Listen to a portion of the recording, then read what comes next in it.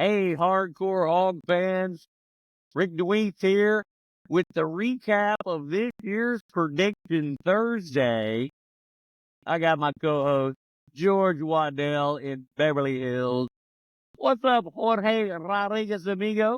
Hey, happy holidays, man. To me, it's been a season that's met expectations. It's been not a great year, but, it's one of those things where you take what you can get right now, go Hogs. Hey, you might remember this, and we got to rewind all the way back to the preseason before Game 1.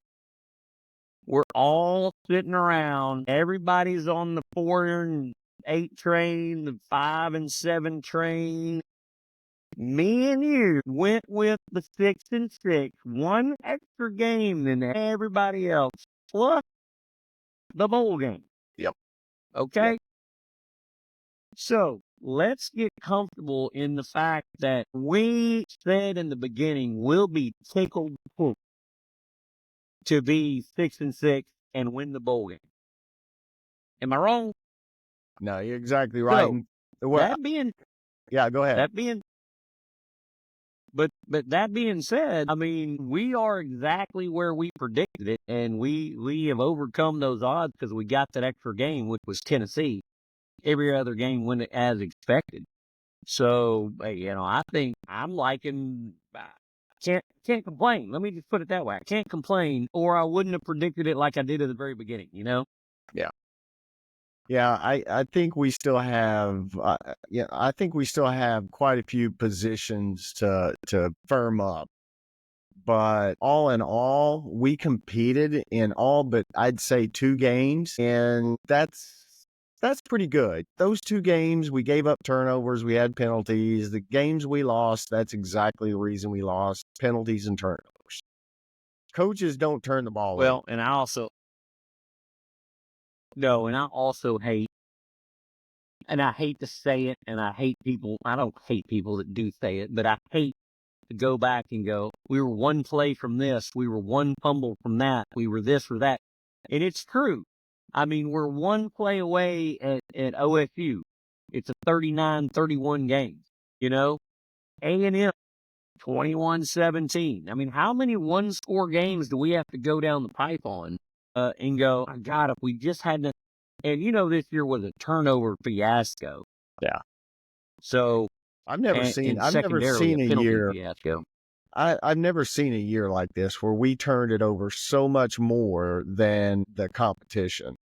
I don't know how you solve that problem other than, you chalk it up to football, but turnovers are hard to get over, and pick sixes or turnovers inside your own 50-yard line are almost impossible because it's a 14-point swing. That 7 points that you were going to score comes back -7 because and now then it's 7, so it's a 14 swing. I get it. Yeah. I think interceptions can be corrected. That has all to do with your quarterback. These days, fumbles are a lot more difficult to correct because these days you got linebackers and defensive backs punching the football perfectly. It used to be a case of butterfingers. It used to be the fact that the running back or the receiver couldn't hold on to the football after they made, the handoff or the catch. But these days now, you got a guy blowing in with a fist that is dead on the football, not like it used to be in the old days. And it's not hard to knock that thing out, especially if you're trying to make a move. So, like you say, I think part of the turnover thing is a little bit of, I don't know what to say, that we hadn't been living right maybe or something, but there's just not a lot to do about that when you drop the football. And now if you drop it, I get it, but if you drop the football at the end of a play, I don't remember a lot of ours just being stupidity. I remember them being great football play, and we fumbled the football. A lot of it is that for sure. Well, so I don't know what is the prognostication for the bowl situation. I saw. Well, I mean, yeah. I haven't heard the real deal, and I'm only going by, what the chatter is. I mean, Birmingham, Nashville, Memphis, those kind of things. I hope to God they don't go to a Louisiana Bowl, but whatever the case may be, it doesn't matter. I will say this, you and I have both got the bowl prediction as a win. Yeah. But Yeah. here's something we probably didn't think about. We've got people hitting the transfer portal left and right. No. We have professional football prospects that are going to be leaving the team and not playing in the bowl. We did not, you and me, did not play the who's going to play, who's not going to play card on this deal. So now that we're kind of getting a little bit of that into focus, I'll let you know that we got some people in the portal. I mean, we've got our starting left guard is gone. Patrick Kudus. No. Satania. Yeah. Our kick returner and great receiver, Satania, is hitting the portal. Bro. Wiggins, another offensive lineman. And check this. My main man, my favorite backup quarterback, who I thought was going to be something next year, Malachi Singleton. No. Is hitting the transfer portal. And so will be there's unavailable. Some people, yeah. There's people not available. So there's some other people. Wilson, Washington, our good tight end. But they announced that, back in October. And here's the devastating news for you Californian Razorbacks is Landon Jackson is not playing in the bowl game. He's going to the NFL. Man, I know. Gregory not playing. Andrew Armstrong not playing in the bowl game. No. Hello. I mean, listen, I'm not going to make you cry any further. Yeah. I'm going to give you some okay news. Okay, good. At least my man Jaquindon Jackson is staying. Has not made a decision. Luke Hodge, our tight end, has not made a decision. So, is there anything else I can tell you? No. Yeah. Maybe we should call. Hey, I'm just hoping that what did Drinkwitz call him? I just hope that Tylon what did Drinkwitz? Talon. Yeah. Talon, like a claw. Yeah. I just hope that Talon Green plays in the bowl game. And which I do believe, I feel more definite about him playing. And if he does, with all these people missing, he's going to get killed. Yeah. With his left guard out. So hopefully we play Arkansas State in the Liberty Bowl. Yeah. Would that be something? That'd be, well, goodness. if we played Arkansas State at this point, it'd be evenly matched, maybe. I don't know. No, be a damn good game, I'd think. No shade, Arkansas State. No shade. No. I get it. Yeah. But considering who we're going to be losing, or considering who's not going to be playing over this deal, who knows who else will bow out? But at the end of the day, that gives us a framework, a skeleton framework of players of which to draw up a game for the bowl game. And the coach, the coach is probably head coach is not going to be on the sideline because he's got a new hip, right? No, he'll be back on the sideline. That hip, he was out the next day. That's an out the next day. Dude, he'll be playing golf next week if he wants to. Get the heck out. That hip deal. Oh, yeah, no, that hip deal is a go home that day, and it heals up pretty quick. Man, my dad had one, and I'm telling you, he went back to scratch golf pretty darn quick. You gotta be kidding me. It's amazing. It's an amazing procedure. Steve amazing Austin. These days. Wait a minute, Sam Pittman already is the $6 million man. So. He is the $6 million man. Da-da-da-da. Yeah. They don't do ways. shoulders like they do the hips. Hips are the easiest and the best. Knees are probably second and shoulders are probably third. Yeah. Well, I got 2 ain't out no of 3. technology unless there's a robot. I got 2 out of 3 working for me. let's recap the season. I mean, we started pretty well with, UAB 70-0. Right.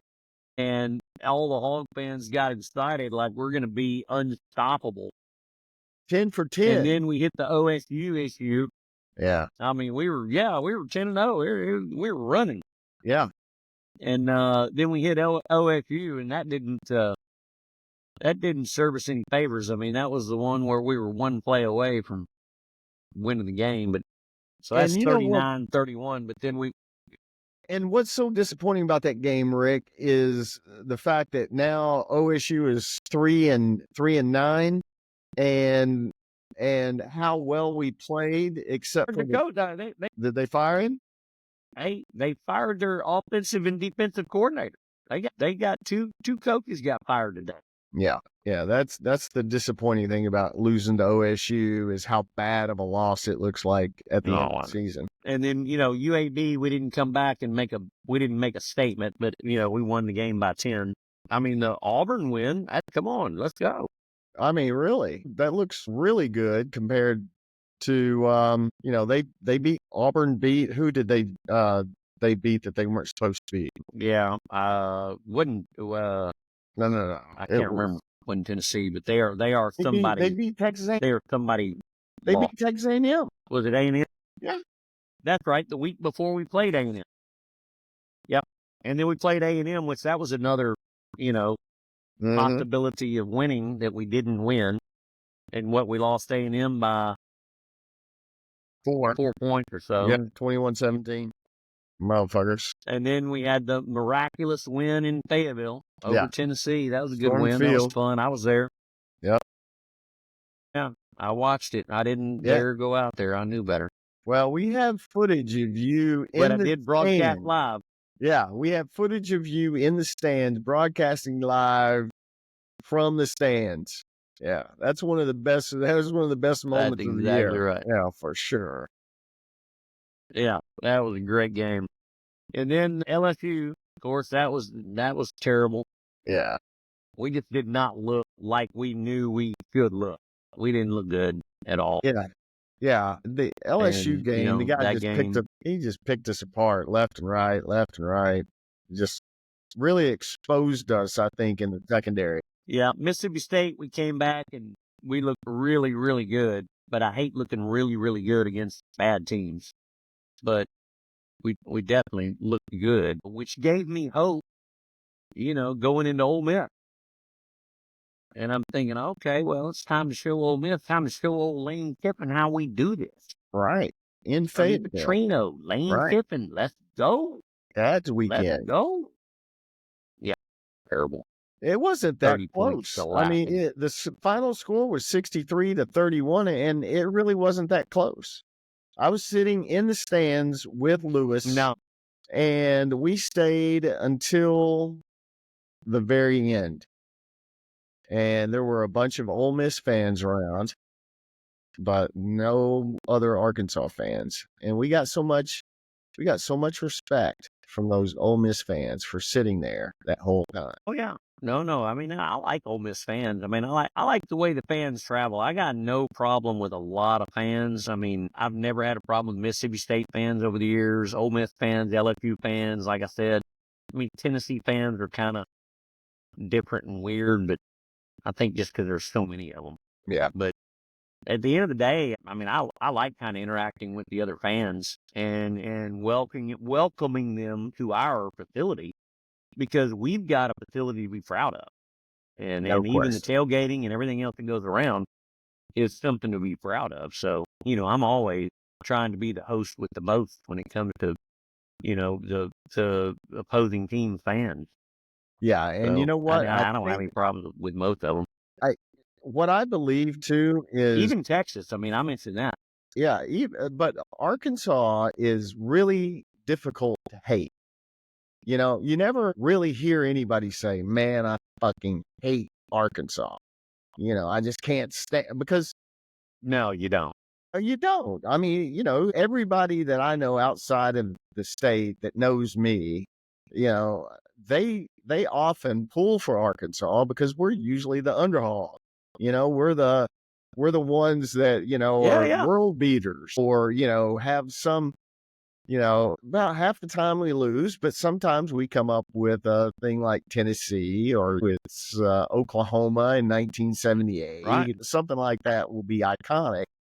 But for the most part, when you tell people that you're from Arkansas, they have a very, interested or intrigued view of that. And it may be just because I don't run into a lot of people that know much about it. So, it is a small state, but it's, Well, you and that, can't hate the coaches. no, can't hate the coaches. No, I mean, everybody's lovable.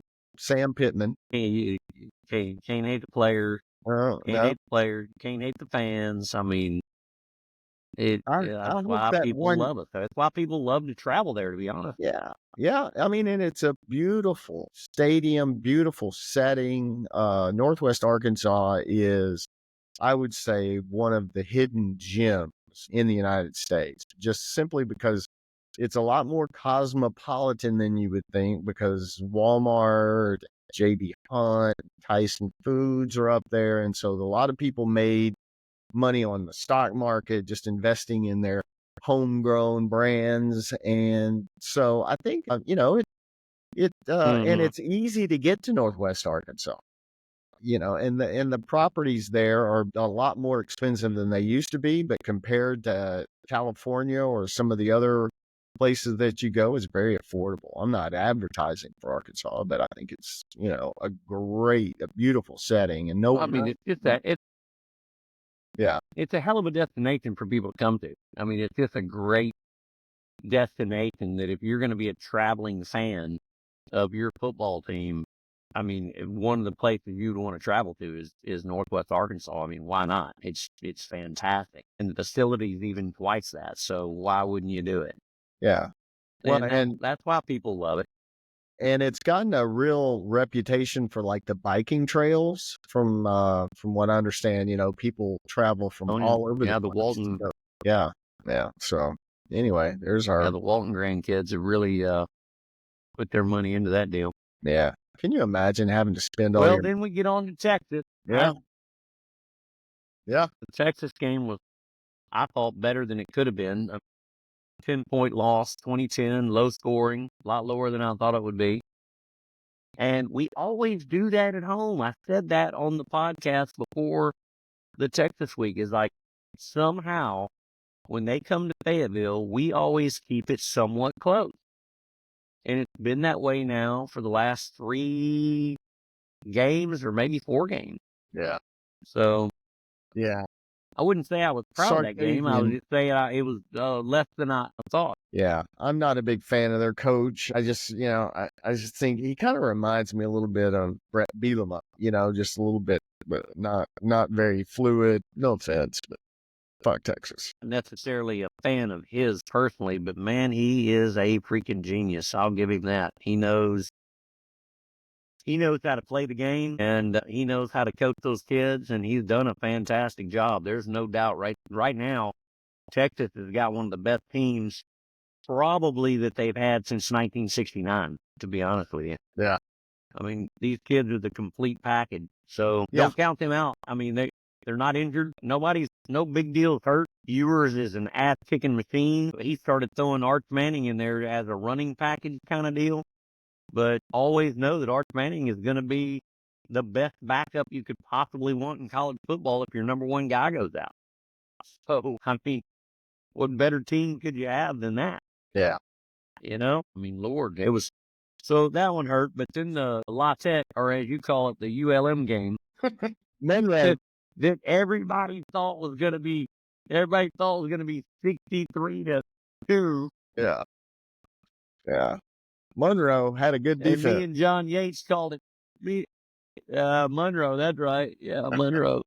Me and John Yates called it down to the numbers, baby, to the numbers. I mean, we were on that game. I knew that wasn't going to be a blowout. Uh, Now, Missouri, I had a lot of hope for. I had a ton of hope. You did too. I think you and I both thought that Missouri was really going to outkick we thought that win right there was going to outkick our prediction. And we were going to be super excited about, an extra win. Yeah. Not that it would have mattered for anything other than maybe a different, better bowl. Maybe we go to Citrus. Maybe we'd end up in Florida or something. I don't know. But at the end of the day, again, I was disappointed in that game.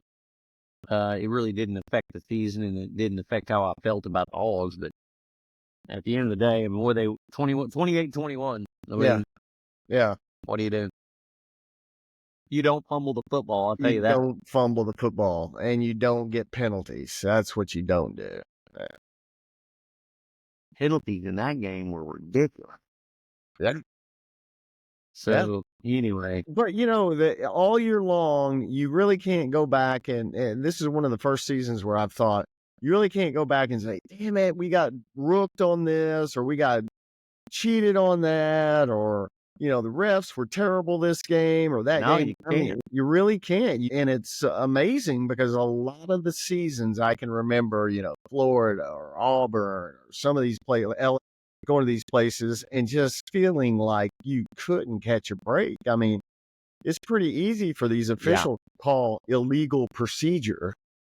I mean, it's done in front of illegal man downfield. Yes.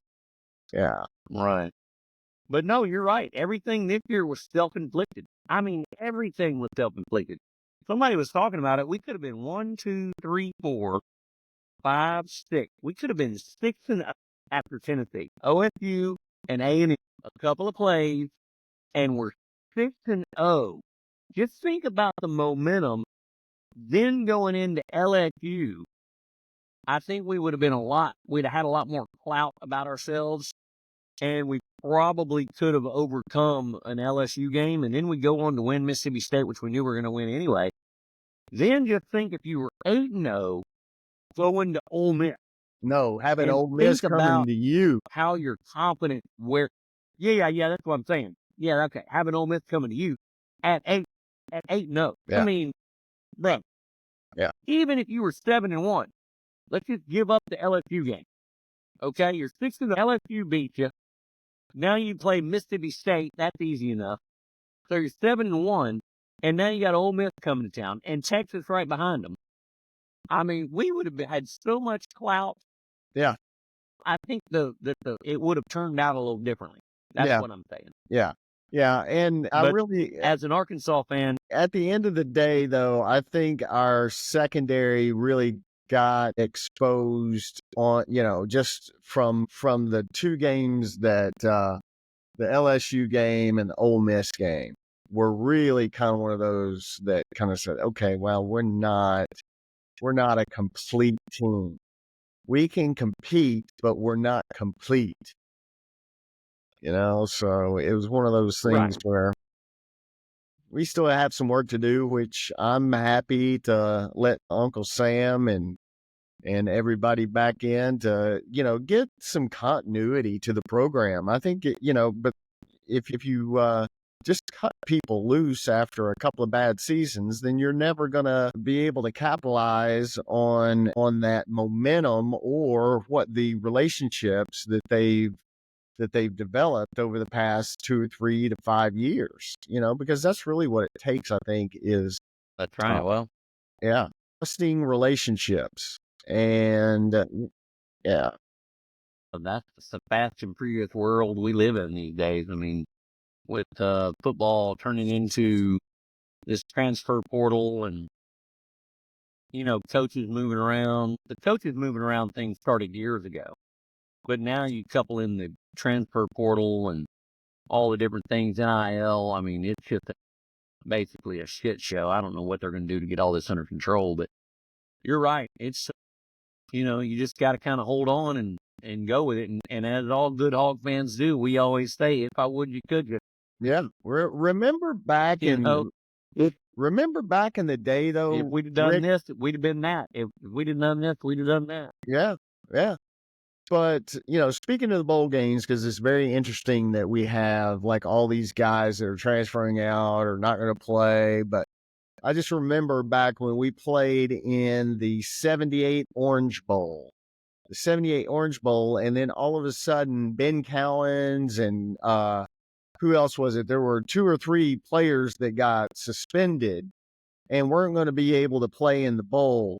And Arkansas was already like a 17, 18 point underdog. And then I just remember when those guys got kicked off the team or got suspended for the bowl game, Luke Holt suspended them for something that they did in a dorm room. But it went off the board, Then it was really no chance. Yeah, then there was absolutely zero chance of Arkansas winning. So they just completely took it off the board. They couldn't give a firm number. And of course, that's when Arkansas won 36-6, wasn't it? 36 to, I want to say 36-6. I don't know. Yeah. So, I mean, that just goes back to, how football has changed, how, you can lose players, but, guys step up like Roland Sales and had 202 yards rushing, and, just people got to step up. You got to prove it. If you're gonna be a football player at the University of Arkansas, step up and play, and do your best to represent. That's right. Yeah. Well, I think we got a lot going on for us next year. I hope the coaching staff does stay stable. I know that people always want to talk about, well, Pittman needs to go, blah, blah, blah. I hope the coaching staff stays stable. I hope we don't lose our defensive coordinator to somebody. I mean, I just want us to all the coaches need to stay together, and I think they got a great shot in the transfer portal this year because that's where it's going to be. And it's going to you be got to every get the right year kids in, and I think they'll do, forever. So I think next year can be good. We just got to let's get past this year and move on to the next one. Yeah. Right? Yeah. Same story, different year. But, That's right. It's been an interesting year in the SEC, with Alabama 3 losses, Texas A&M wound up with 3, LSU wound up with 3, Ole Miss wound up with 3, Missouri wound up with 3, Florida at 4, and then you have, Texas only 1 loss, and that was to Georgia, who they have to play again in the SEC championship. Yeah, that's because we butcher each other. Yeah. When you're the best league in football, you butcher each other. And, there is no, like we talked about, I don't know if we talked about it live on the air, but we've talked about it on a sidebar, is they need to do away now with the SEC championship game and all these other conference championship games. They just need to go away because, number one, it's a game that doesn't need to happen. And number two, it's another loss for someone. Yeah. But you're putting the best of the best together. So if you don't intend on making these championship games part of the playoff, which they don't, then don't play them. Right. There's no sense in having an SEC champion. That's a great point, Rick. And you got a 12-team playoff, and you're trying to figure out which 3 teams, maybe 4 teams, 4, yeah, 4 ought to be in the playoffs. But at the end of the day, listen, Texas is the SEC champ. You can go play this SEC championship game and Georgia can beat them, but that's just another loss for Texas that they didn't need to have, number one. Number two, Georgia caught them on a bad day. And then number 3, Georgia's really not the SEC champ. I mean, Texas is the SEC champ this year. They beat everybody. So, and I understand they didn't beat Georgia, but Georgia's got more losses than they do. So, of course, Georgia didn't beat the teams they beat. Yeah. So, I just don't, there's just no sense in it anymore. Yeah, I agree. But, I mean, the SEC was the first league to have a championship game. And they really kind of did that because of money. I mean, it was a bonus game. They could fit in between the bowls. It was all went to the SEC, and they just divided it up evenly. But it was pretty much also the end-all, be-all. It was the end-all, be-all of the season. Bowl games were created and existed just for the entertainment of television and football fans, and they didn't really mean anything, except you had a committee sitting around going, okay, well, Nebraska is going to be the national champion because they played in the Sugar Bowl this year, or Right. the Rose Bowl is going to host what we suspect to be the national champion. I mean, I got my Keith Jackson voice on right now, but you get my point that they're just kind of guessing at who the champ, but nobody really cared, I guess you could say. It was great to be the national champion, quote unquote, but they really didn't have any. They didn't really have any statistics behind it, Yeah. you know. And now it's all statistical. Now it's everything you can imagine factored in to determine who the national champion is, and I get that. So if that's the case, let's get rid of the conference bowl or the conference championship games, and let these bowl games do what they do. Because at the end of the season, these guys are going to play 17 games. Hitting. I mean, Yeah. that's professional level. 17 games, and Ball so games. why play that extra championship game that absolutely means nothing anymore? Yeah. Well, it means yeah. Yeah. I can't imagine the national I mean, truly, if you win the national championship this year, you survived the football season. Oh yeah. 17 games to win 17, 16-1, or you know, if Oregon goes 17-0. Yeah. Well, this 12-team deal is gonna kind of be like, if you equate it to basketball, I would say it's the same thing as the 64-team breakdown, because you can't do 64 teams obviously in football with the recovery time in between games you got to have between football and basketball. So you do 12 teams with football. I would say that is pretty close to comparing with 64 teams in basketball. You may have a Cinderella that goes on a run and wins a couple of weeks and gets their ass to the national championship, and I'd be all for that. You know, it doesn't have to be Oregon versus Texas, Yeah. you know, or anybody in the top 4. Doesn't matter to me. I'd love to see a number 8 team, you know, bust their ass and be playing well at the end of the season, because at the end of the season, the winner is the team that has the least amount of injuries. Yeah. Yeah. When you get to this high level of football, it's the least amount of injuries on your team, and who you have that's healthy, that's been there all year.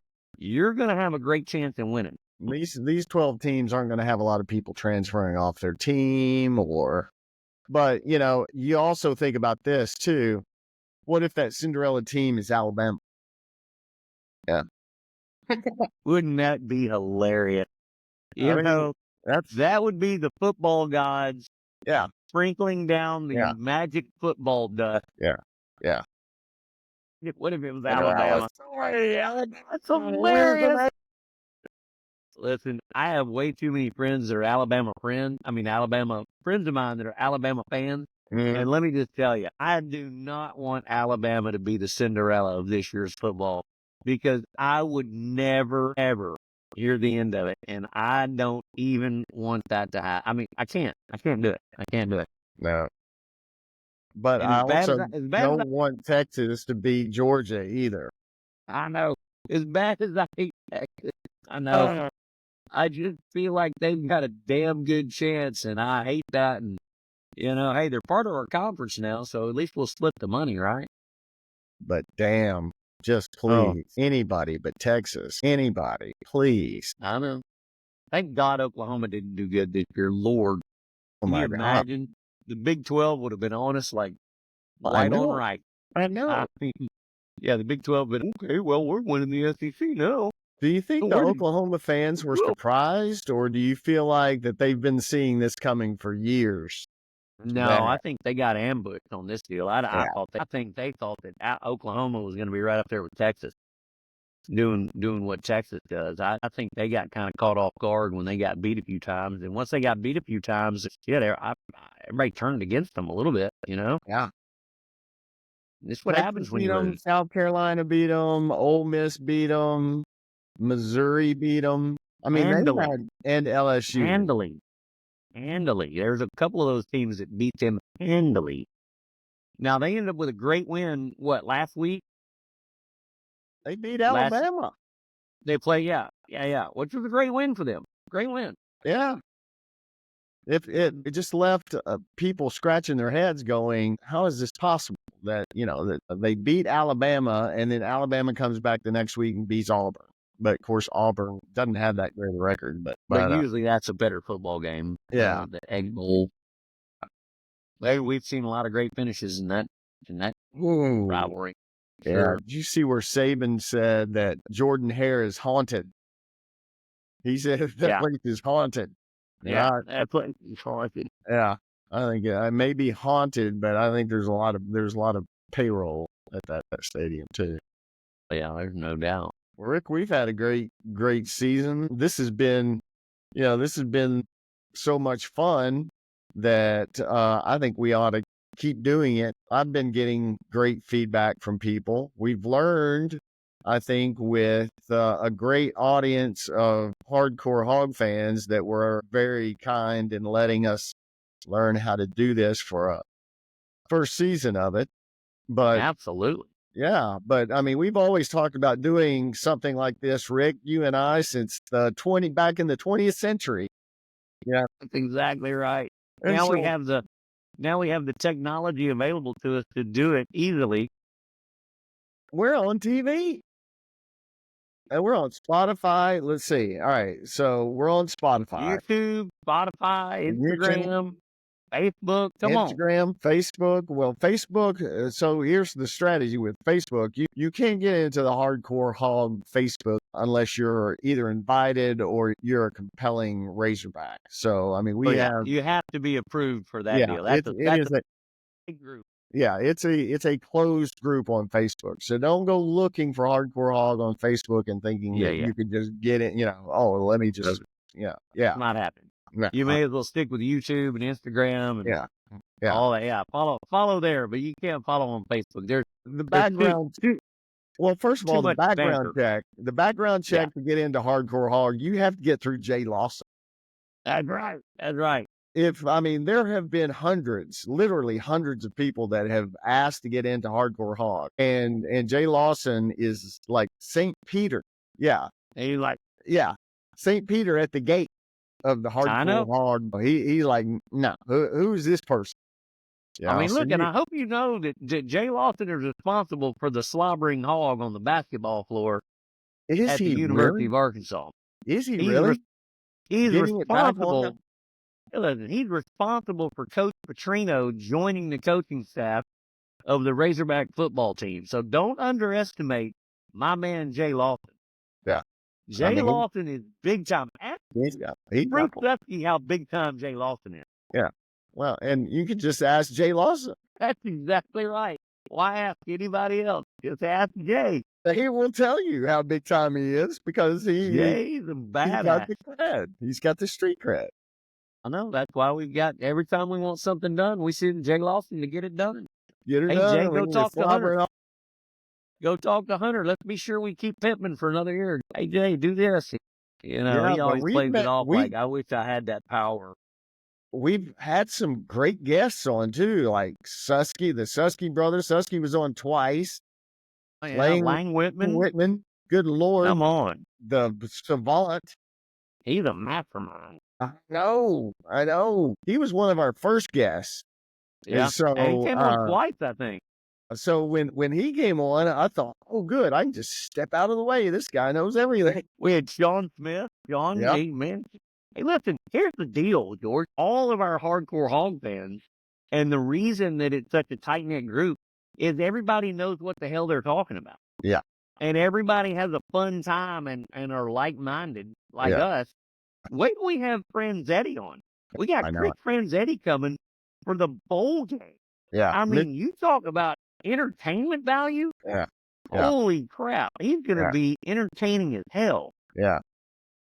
It may be difficult if you don't have very good vision to tell us apart on screen, because he and I have got the same haircut. Franny, I've known since the 80s.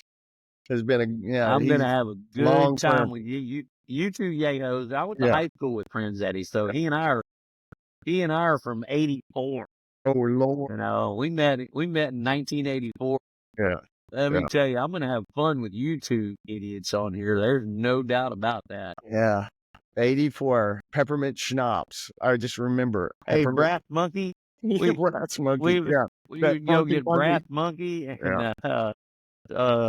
what was that, Strawberry Hill wine or something? Yeah. I grew up in a dry county, so we had to go to bootleggers. So there was this guy Pinky, I think in Carlisle that kept, a stash of old Milwaukee. And so this old character that that will remain nameless knew where Pinky lived, and you could go over there and pick up a 6-pack of old Milwaukee for like $10 in 1984. And I'm like, and it was the Oh, off yeah. tasting stuff. It's terrible. Yeah. Love it. Yeah. Well, we're going to have some fun with Franzetti at the bowl game. And Yep. then, like you said, we're going to keep doing this to some degree. So we'll see how it turns out. I mean, listen, like we said earlier, people can either watch and listen or not. It's their Yeah. choice, right? Yeah, they don't have to. They don't have to. We have fun doing it in either way.